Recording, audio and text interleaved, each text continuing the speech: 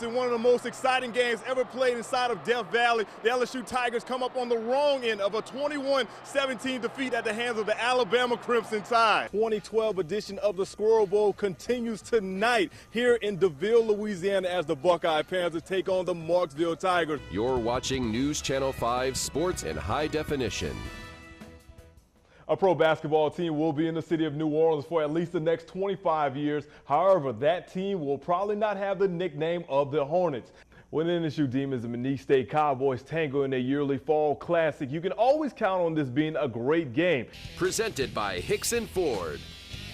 And good evening, everyone. We're already in the Week 10 edition of the fifth quarter. I'm Mo Carter. I'm Chris Bailey. Chris, can you believe it's been 10 weeks? Yes. Well, 11 if you count Jamboree.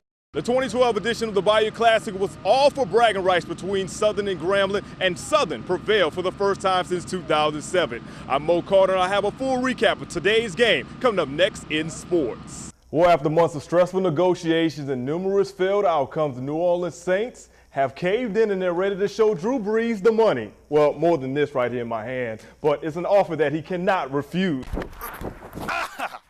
Hey sports fans, I'm News Channel 5's Mo Carter. Spring is finally here and it's time for you to get out and enjoy some of your favorite warm weather sports. Plus, it's time for a brand new season of Athlete of the Week.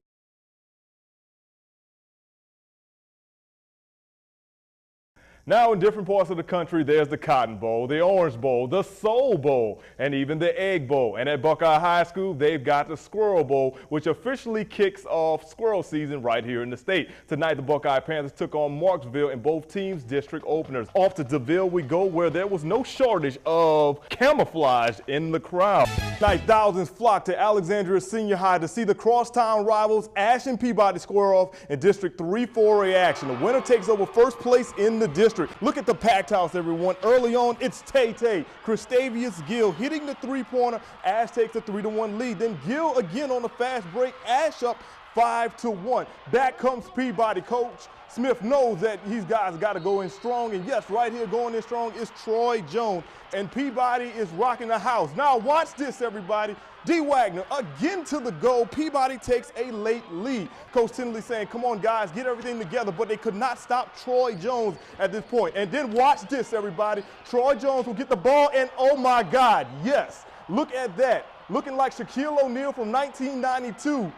Don't do it to him, Troy. Oh, man. So they had to switch the game to Brain Middle School. Yes, that is Brain Middle School, as you see, everyone. Peabody was the one who went on to prevail by a final score of 66-33. With the win, the Warhorses take first place in District 3-4A. The LC Lady Cat basketball team is 2-0 in conference play, and a big part of their success has come from their team captain, Natasha Gottlieb. Well, the American Southwest Conference has taken a good look at her performances and awarded her her second Eastern Division Player of the Week. The Bolton High alum averaged 17 points, 13.5 rebounds, 4 steals, 3 blocks, and 2.5 assists in a pair of conference road wins. Gottlieb was just 4 steals away from a triple-double against Saul Ross. Her head coach, Jason Tinsley, is very proud. She scored the basketball, but she did it very effectively percentage-wise. I mean, she was very efficient. So, you know, rebounding the ball. I mean, she's a good, there's a reason she's preseason player of the year. Peabody rocking the black jersey with Coach Anthony Hicks. They're trying to get into the playoffs, but they needed a win against the Grant Cougars. We pick things up in the first quarter. Jaquan Dorlingham rolling out, looking for a man, and he's got one. This is Richard Ellis. Ellis makes a couple of moves. He cuts all the way across the field. I get hit because I'm shooting the game and get hit by a player, but he scores a touchdown. 2-point conversion good, and it's 8-0. Then the Peabody defense steps it up. Micah Dickens, the quarterback for Grant, has no time because he is sacked by a host of Warhorses led by Linwood Banks. That puts the Warhorses in great field position. Then Dwellingham hands it off to Jalen Darcy. Darcy spins and he spins and he spins, continues the spin cycle, setting up first and goal for the Warhorses. And hey, if you work hard one time, let's get it again. Darcy gets the handoff right up the middle for a touchdown for Peabody. They go on to win this game. Exciting fashion, 40-0. We'll see if they can make the playoffs come Sunday with power rating. Well, everyone, we're just underway with the fifth quarter. We got more games and scores coming up for you after the break. Tonight, some more sports. If you ever been to a sporting event, you know about the Kiss Cam. It gives you 5 seconds to kiss your sweetie and look good on the TV screen. Well, at Team USA's game against Brazil, President Obama and his wife Michelle were part of the deal. At first, they didn't do it, but they came back, got a second chance. Look at the president laying one big old one on the lips of the First Lady. And wrapping up things tonight is another edition of Some Mo Sports. We head back to the baseball diamond for something quite special. A man comes to Wrigley Field with his girlfriend for the first time and plans to propose to her. When the message is played on the big screen, she is away getting, guess what? Some cold beer, so she misses the message. The guy has to quickly scramble to figure out what to do. So later on in the game, Wrigley Field officials show the message again, and she is present. And after all that hard work, she says yes. Her mother told her not to go drinking at the ball game, but she did anyway. So Apparently she did. I was going to say that's every woman's or man's dream girl right there. She was just getting beer, you know. Yeah. Exactly, but she can't break the heart either, though. One of these days, one of those girls is going to say, no. Oh, Lord.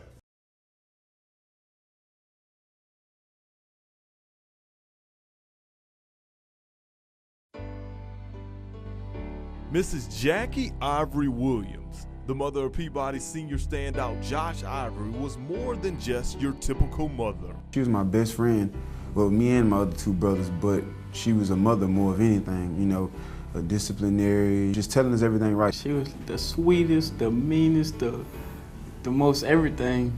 Like, she meant so much to us. When Josh and his childhood friends entered high school and made the Peabody basketball team a few years ago, Mrs. Jackie had a great idea, but she had to pass it by head coach Charles Smith. She asked me, would it be okay for her to come in and be the team mom, you know, for these young men? And I told her yes, you know, I had no problems with that. So I was very pleased to have her, you know, in my program helping with my young men. Going into the 2011-2012 season, everything seemed bright for Josh and his teammates, but no one could expect what would happen on one dark summer day in late July. July 28th, 5:30 Las Vegas time.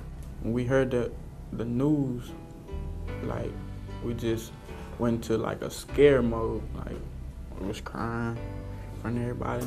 Like, I was shocked about a long time until I got home. Due to failing health and an enlarged heart, Mrs. Jackie had gone to a better place, leaving a void in the hearts of so many.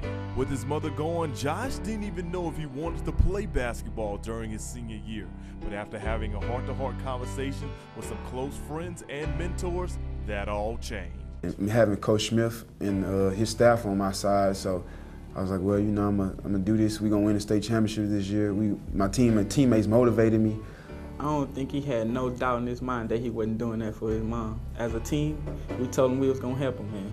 Midway through the basketball season, the War Horses decided to officially dedicate their season in memory of their fallen mother. And just to make sure that no one forgot about Mrs. Jackie, Josh wore a t-shirt with his mom's face on it for every home game for motivation. The shirt just was another motivation for me, like she was there with me. And by wearing the t-shirt in memory of his mom, I think that was a kind of calming effect to help him kind of move forward and start back to concentrate on his basketball. High motivation would drive the War Horses all the way to this year's state title game, where they crushed St. Augustine in the finals. The basketball team had done it for their fallen mother, but there was one more goal that everyone had to achieve to make their team mom proud. That moment came on April the 11th when Josh, Dee, and the rest of the War Horses all signed college scholarships to play basketball at the next level. She'll be proud, man, really proud of me. And my teammates just being self-motivated for everything. I think she'll be real proud of me. I knew at that moment when he signed those papers that she was smiling down on him.